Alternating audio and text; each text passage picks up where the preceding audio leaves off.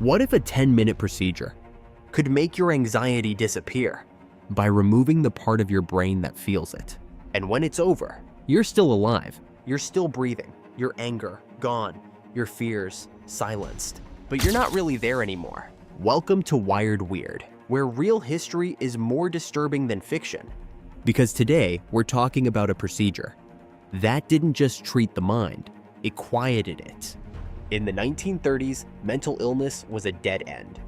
There were no effective medications, no real therapies, just overcrowded institutions, and people who were considered too difficult to live with.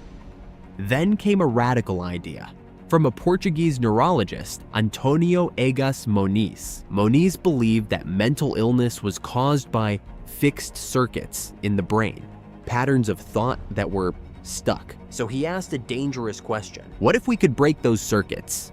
His procedure, called a lobotomy, involved drilling into the skull and cutting connections in the frontal lobes, the area responsible for personality, decision-making, emotional control. Early reports claimed patients became calmer, less anxious, less difficult.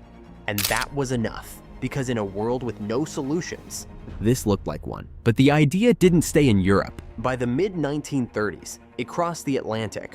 In the United States, neurologists Walter Freeman and James W. Watts were among the first to adopt it. By 1936, they performed the first lobotomy in the US. And from there, it spread. Through the late 1930s and into the 1940s, the procedure moved from experimental to accepted, especially as Freeman began aggressively promoting and simplifying it. Freeman didn't just use the procedure, he transformed it. Freeman believed lobotomy should be fast, accessible, routine. So he removed the need for an operating room, no sterile theater, no neurosurgeon. Instead, he used a tool that looked like an ice pick.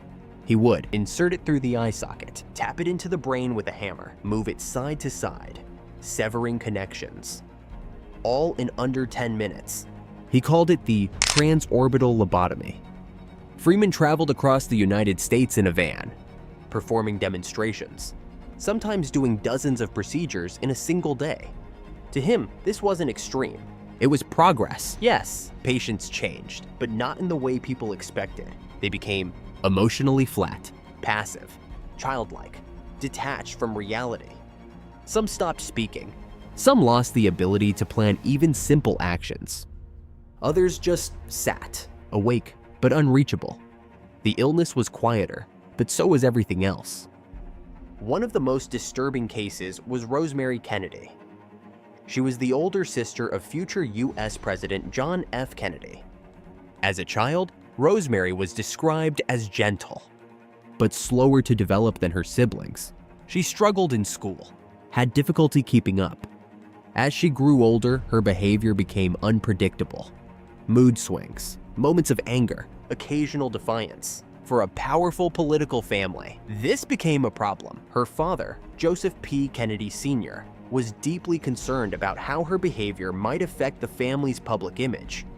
And at the time, there were very few options. So, in 1941, at just 23 years old, he made a decision without fully informing her mother, and without Rosemary truly understanding what was about to happen. She underwent a lobotomy. During the procedure, she was kept awake. Doctors asked her to count, recite simple words, answer questions. As the instrument moved through her brain, her responses began to slow. Her words became unclear, and when she stopped speaking altogether, that's when they stopped.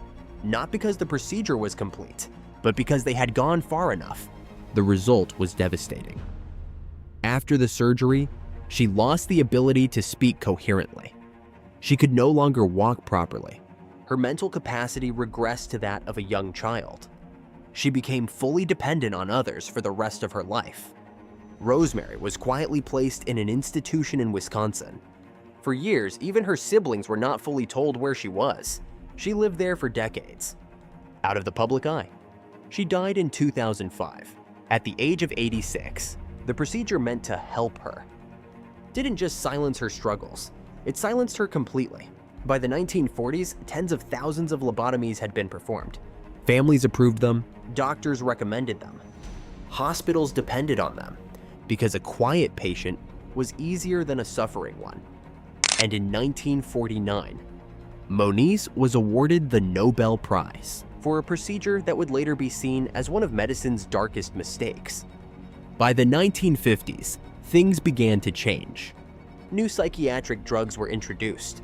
Voices of criticism grew louder, and the long-term damage became impossible to ignore. Lobotomies declined, then faded, then stopped being accepted. Today, the procedure as it once existed is no longer performed, but traces of the idea still remain. Modern psychosurgery exists in highly controlled, precise forms, used only as a last resort, with strict ethical oversight. Nothing like what came before. This wasn't hidden. It wasn't underground. It was done in hospitals, in daylight, approved, encouraged, celebrated. Thousands of people underwent a procedure that didn't just treat illness. It erased identity. The scariest part isn't that it happened, it's how normal it felt at the time.